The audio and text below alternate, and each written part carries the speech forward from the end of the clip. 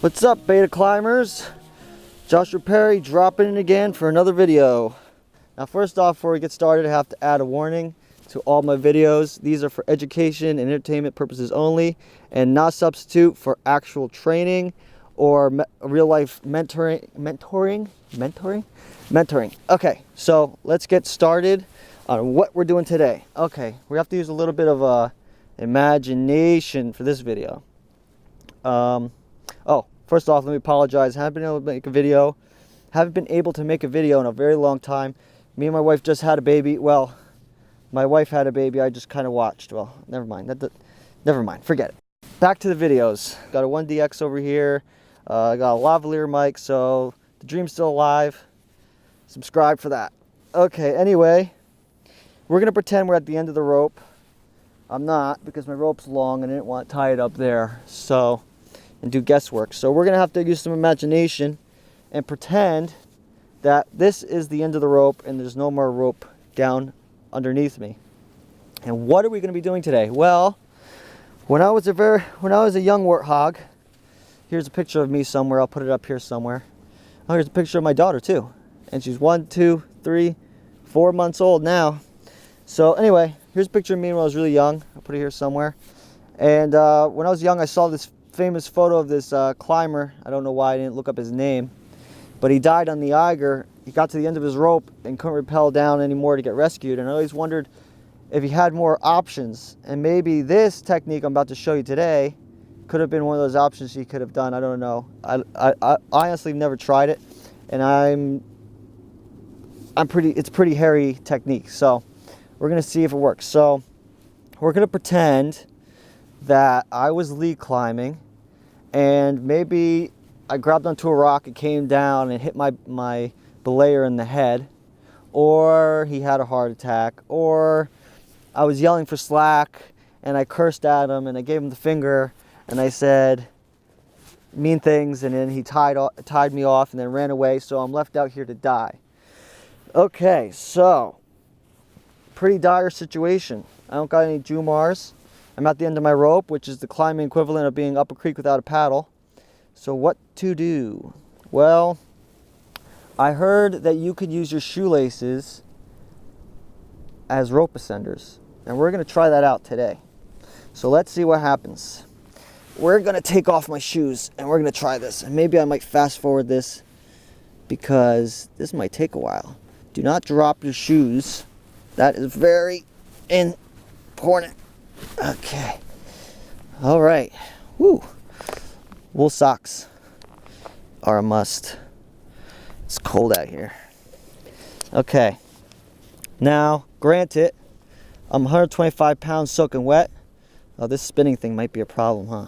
Oh well. So if you're heavy, Lord have mercy on your soul. Okay, so here we go. But the years and years and years I've been climbing, never ran into a situation where I had to do this, but I think it might be interesting to try and see if it actually worked as a test before I actually went out to do it. And I don't think, well, how about you just watch me do it and you don't do it yourselves? How about that? This is a educational testing video. I got my shoes clipped into my harness. One of my rules while climbing is if it can fall, it will fall. So everything should be tied in at all times. It's a very good, what would the word be? Ethic? No. I don't know. You know what it is. If you know the word, comment below. All right, we're almost here at the end of this shoelace. Shoelace is out. Now, if you don't know what a pressing knot is, don't worry. I'm gonna do a top 5 favorite knots, and I'll do a pressing knot. There's tons of videos on YouTube about knots, but basically what this knot does is it grabs the rope the same way Jumar is.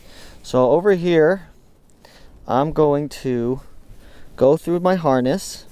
Ooh, this is gonna be scary. I'm gonna go through my harness. I'm like 300 feet off the ground, by the way. Okay.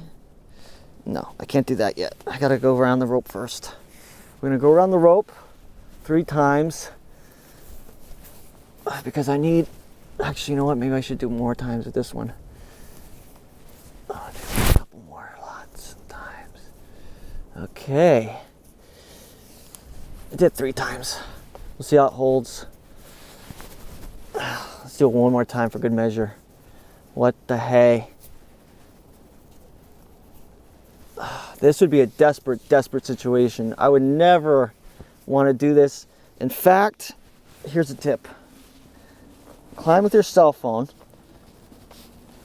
call for rescue, and guys, here's another cool thing.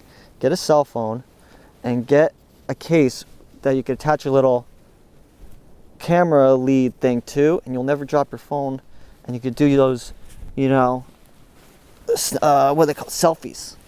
I know you girl climbers love to do that. I've seen those Instagram pictures. Don't front. This one is tied.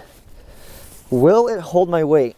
Well, we're gonna find out. Let's take my other shoe. Now, I need another one. Now what I would do here, my plan would be get to the nearest, I'm imagining that I'm too far away from the cliff to get to my rope, which would be around here somewhere. So if there was a guy at the end of my rope and I was climbing up the rope and he was knocked out, he'd be sloshing around and banging into things while I went up, which would be, man, it would be a desperate situation. The only reason I would use this, but man, yeah, you got to do what you got to do sometimes.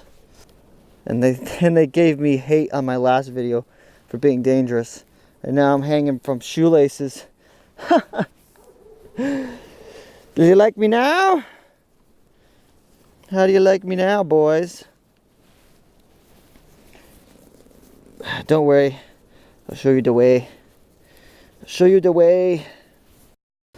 Okay, now let's see. Gonna slide this bad boy up. It's holding. Woo, it's rolling.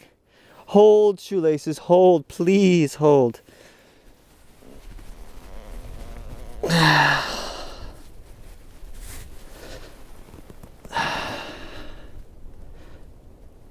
Now, what I would do is, now that I've gotten about a foot or so, if I got some slack into here, what I would do is I would tie a clove hitch. If you don't know what a clove hitch is, it's basically, well, I'll add it to a video, another video, but I would tie a clove hitch right here as progress capture. Not untie my main knot, just untie this, because if my thing snapped, I'd fall down to my knot. But if I tied the clove hitch here, I'd just fall down to the clove hitch, and as I moved up, I would feed the clove hitch as I got higher and higher. And then you could probably double up on the on this. Oh man, that is a scary, scary sound. Well,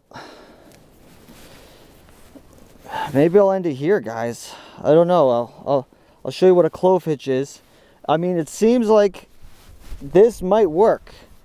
It would be some scary, hairy crap to have to do. But if it was life and death, I think it would work. If I was heavier, I think what I would do is try to double up on the shoelaces, get my weight onto 2 shoelaces, and maybe just work it a little bit and a little bit, and by the time you got more rope here, you got more to play with and more options. But it looks like you could get out of a situation by using shoelaces. And then once you got to the top, to your next beaner, or wherever your beaner was, you could then tie off there, use a munter hitch, and rappel back down. So, I don't know. I guess this could save your life. Let me know what you think. Put it in the comments.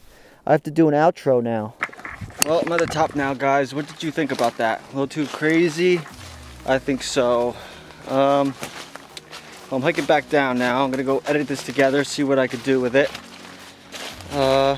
So I'm gonna, like I said, I'm gonna start making more videos now that I have the time.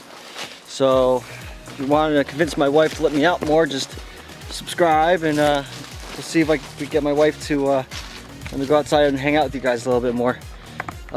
Leave some likes down in the comment, or leave some likes down in the comment. Leave some comments down there, and we'll start a discussion about that. I think it's pretty crazy. Well, until next time, get out there, have some fun.